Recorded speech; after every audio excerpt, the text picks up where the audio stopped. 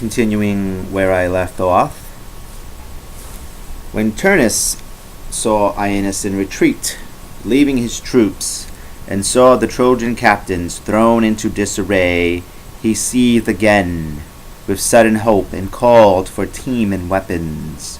Flashing aboard his car in one proud leap, he pulled hard at the reins and went careening, handing over to death dozens of men, and bringing others down half dead. Whole files he smashed under his wheels.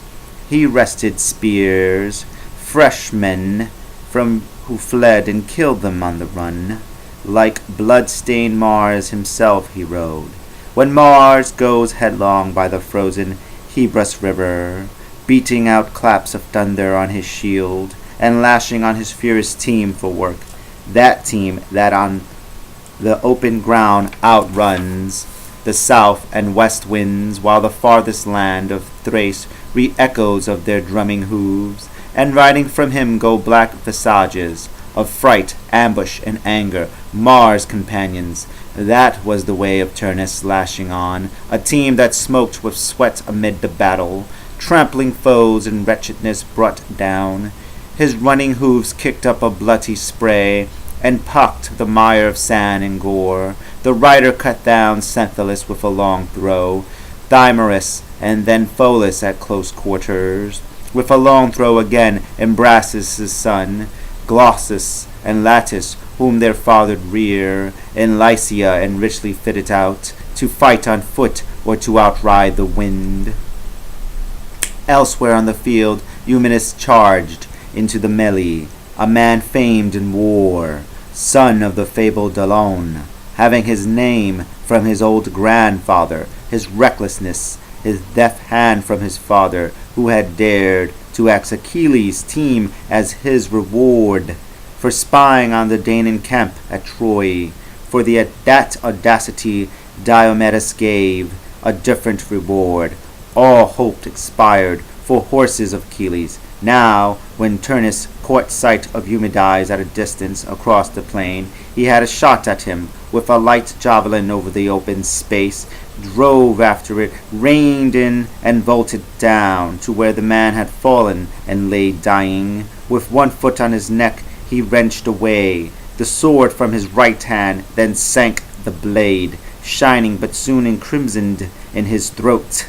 Then from the above he said, "Here's good land, Trojan, the western land you thought to take in war. Lie there and measure it. See what is gained by daring to face up to me in arms. See how far you go in founding cities."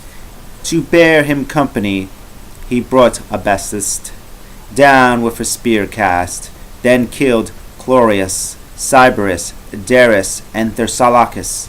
Diomedes too, thrown with his horse sheath, as Thracian northwind, Boreas in a gale roars on Aegean deeps and shoreward Cirth, where squalls roll down the dark and the scud flies. Just so, whenever Turnus cut his way, formations yielded to him, ranks turned tail and ran before him.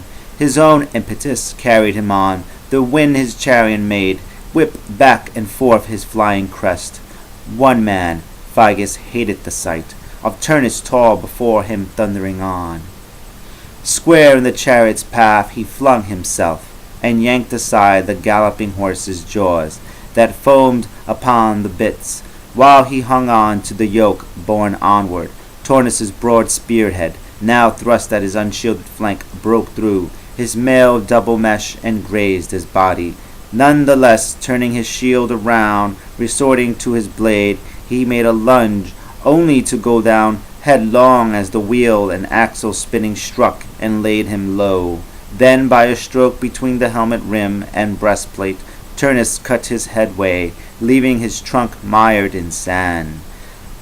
While all these deaths were being brought about Turnus, Menestheus and Achates, ever faithful, accompanied by Ascanius, helped Aeneas into the camp, bleeding, putting his weight with every other step on his long spear.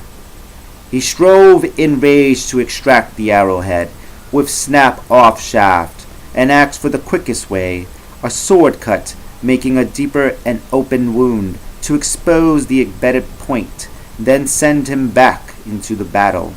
But now Aeneas came, son of Iasus, and most dear to Phoebus. Captured one time by sharp desire, Apollo made him gifts of skills that were the gods, augury and the lyre and speeding arrows. Aeneas, however, to postpone the death of a father desperately ill, preferred to learn the powers of herbs, a healer's way, and practice without glory silent arts. Aeneas, bitterly impatient, stood and leaned on his great spear, unmoved by tears of soldiers gathering in a crowd, and Iülus grieving.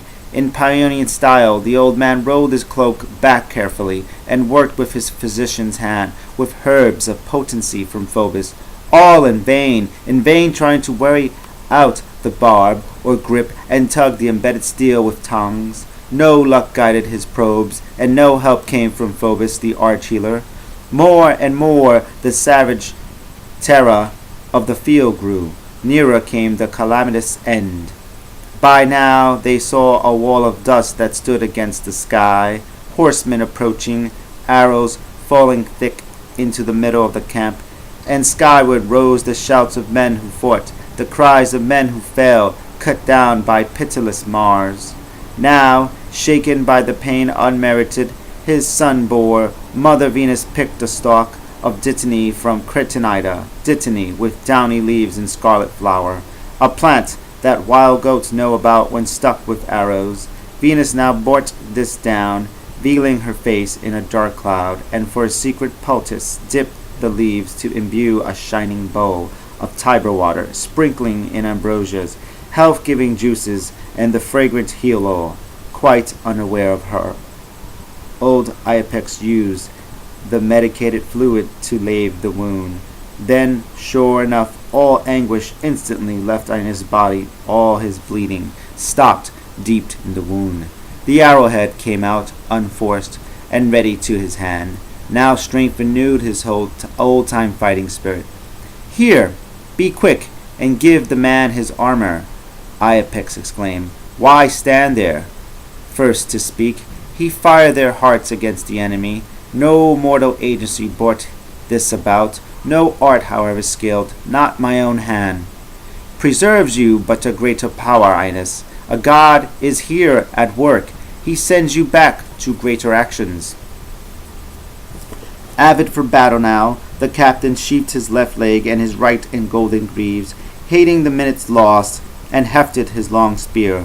Once he had fitted shield to flank, harness to back, he hugged Ascanius, embracing him with steel, then through his visor brushed his lips and said, "Learn fortitude and toil from me, my son. Ache of true toil. Good fortune learned from others. My sword arm now will be your shield in battle, and introduce you to the boons of war. When, before long, you come to man's estate, be sure that you recall this. Harking back for models in your family, let your father, Aeneas, and uncle, Hector, stir your heart." That said, his powerful figure passed the gates, his long spear flashing in his hand. With him, Antheus and Menethus, and a dense battalion sortie in a mass, and all reserves inside flowed outward from the abandoned camp. The fields went dark, with blinding dust. The marching feet awakened, crumbled earth, and made it tremble.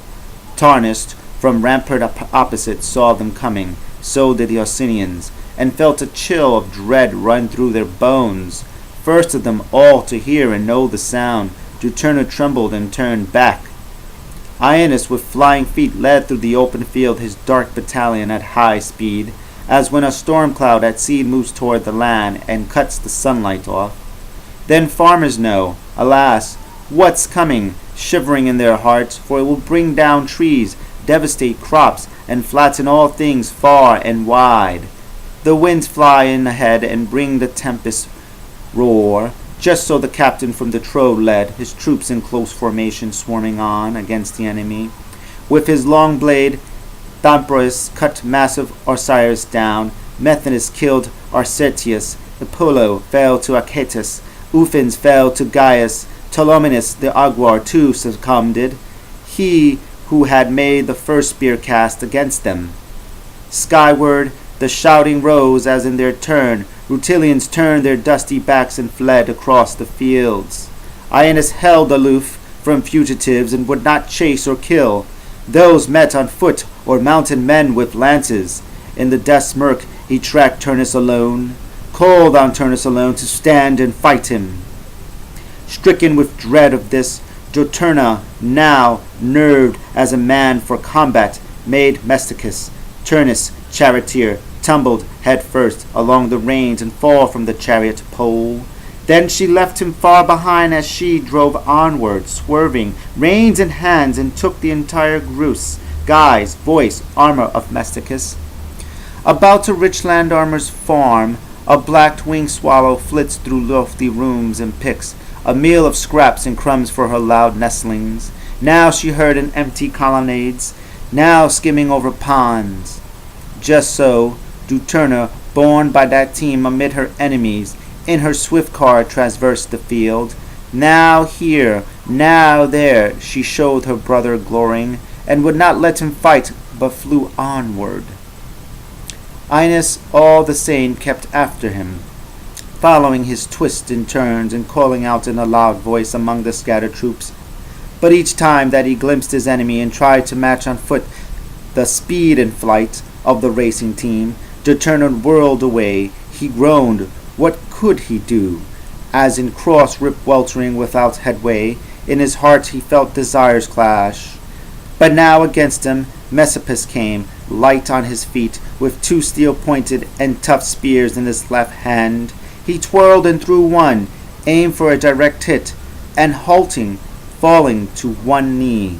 Aeneas crouched behind his shield. The driven spear still carried off the apex of his helm and knocked away his plume. At this attack, a tide of battle fury swept the Trojan, overcome by Rutulian bad faith. The team and car of his great adversary being out of range, he called on Jove, then called on altars of the broken peace to witness. Many times, then into the melee he raced, most terrible to see, with Mars behind him, rousing blind and savage slaughter, all restraint on wrath cast to the winds. What god can help me to tell so dread a story? Who could describe that carnage in a song? The captains driven over the plain and killed by Turnus, or in turn by Troy's great hero. What is it thy pleasure, Jupiter, the peoples afterward to live in lasting peace should rend each other in black a storm? One duel briefly stayed the Trojan charge, when Sucru the Rutilian held Aeneas.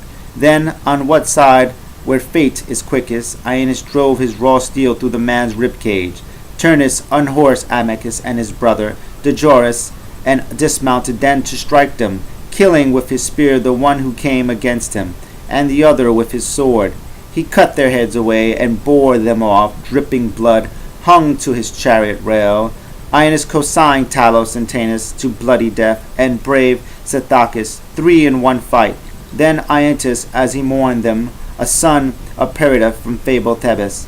Turnus killed certain brothers sent from Lycia, Apollo's highland, and went on to kill Menoetes, hater of war, his hatred bane. A fisherman in his Arcanian youth, he had his poor hut near the brooks of Lerna, crowded with perch, and knew no seats of power. His father tilled a plot of rented land. The two assailants were like fires begun on two sides of dry wood, making laurel thickets crackled, or like snow-fed streams that foam and roared seaward down mountainsides, and leave, each one, a watercourt laid waste. With no less devastating power, these two, Aeneas and Turnus, cut their way through battle.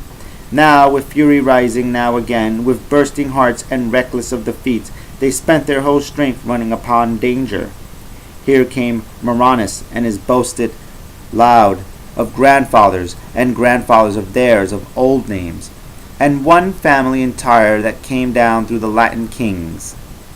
Aeneas tumbled him headlong with a whirlwind cast of a big stone and bashed him to the ground.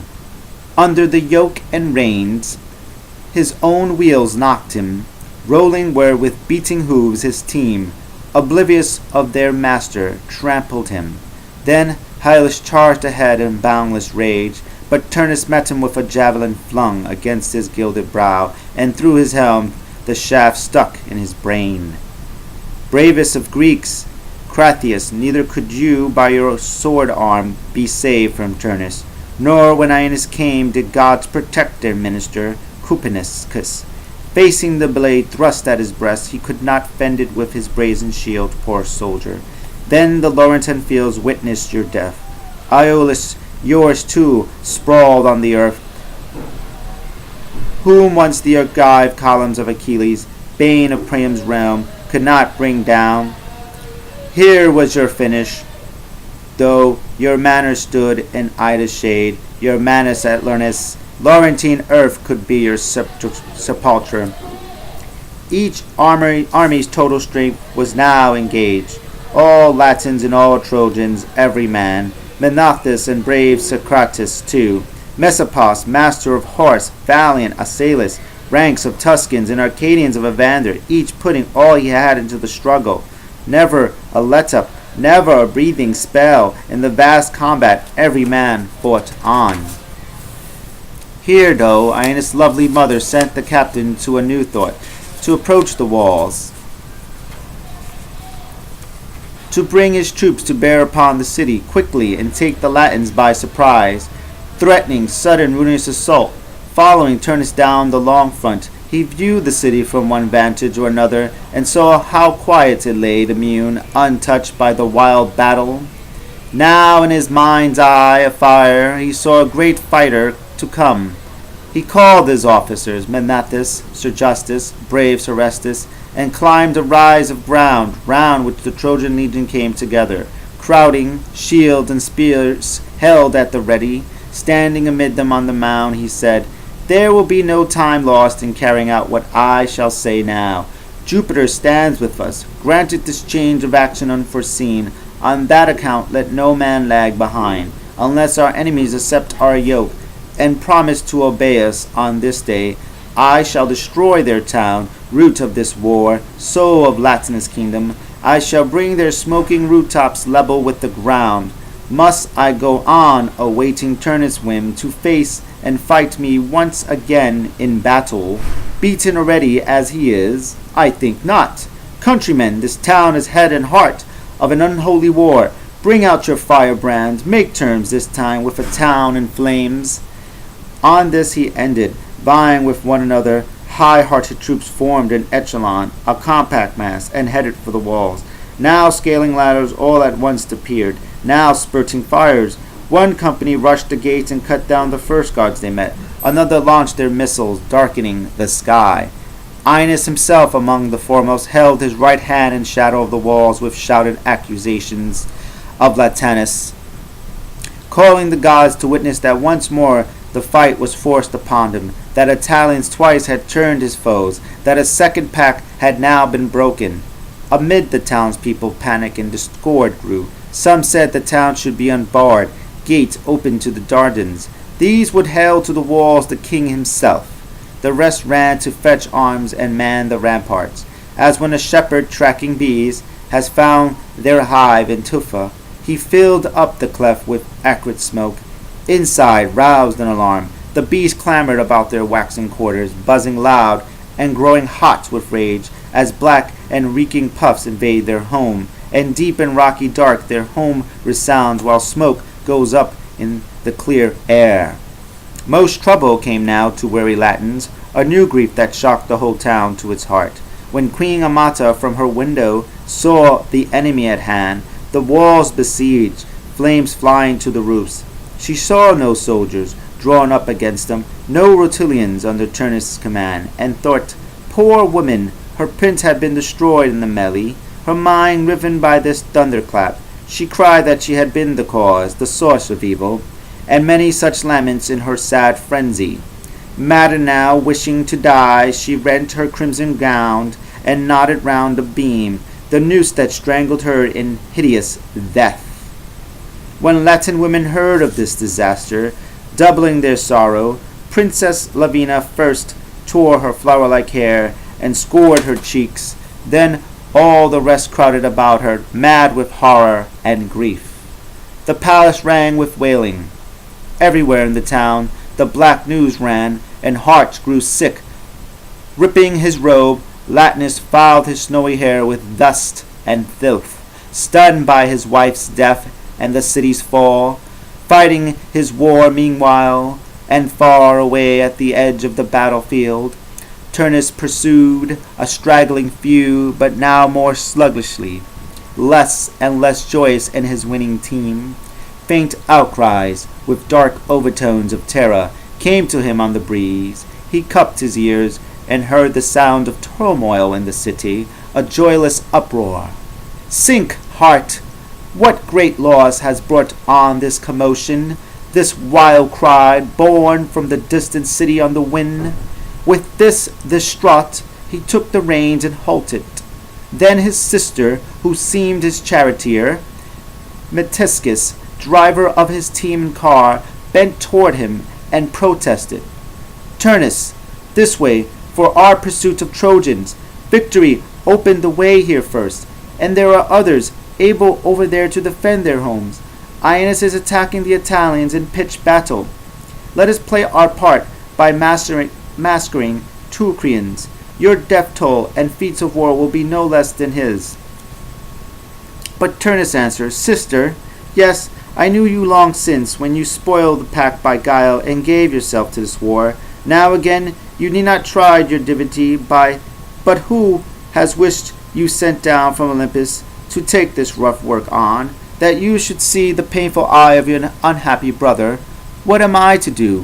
What stroke of luck can guarantee my safety now? I saw before my eyes, in calling on my name, Marinus down, great soul by a great wound, and none survivors more dear to me. Poor Ufens died as though to avoid seeing my shame. The Trojans have his body and his gear. But now destruction of our homes, the one thing lacking to my desperate case. Can I face that? Should I not give the lie to Drances? Shall I turn tail? Will this land now know the sight of Turnus on the run? To die, is that so miserable? Heaven has grown cold. Shades of the underworld, be friendly to me. As a pure spirit guiltless of that shame, I shall go down among you, never unfit to join my great forefathers. Just as he finished, here came Sassus riding at a dead run amid the enemy, his mount foaming, his face torn by a wound, crying out, Turnus! as he rode. And then, Turnus, our last chance rests with you.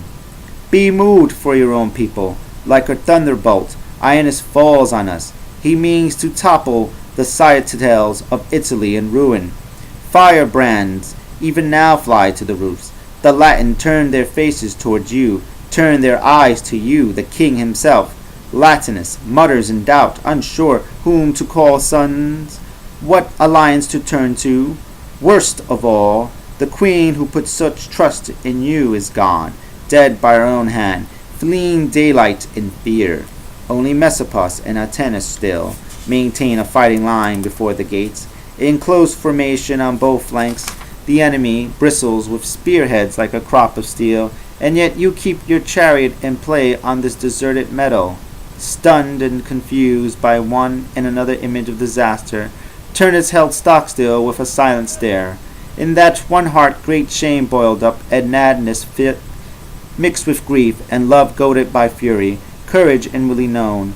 When by and by the darkness shadowing him broke, and light came to his mind again, wildly he turned his burning eyes townward, from his car gazed at the city.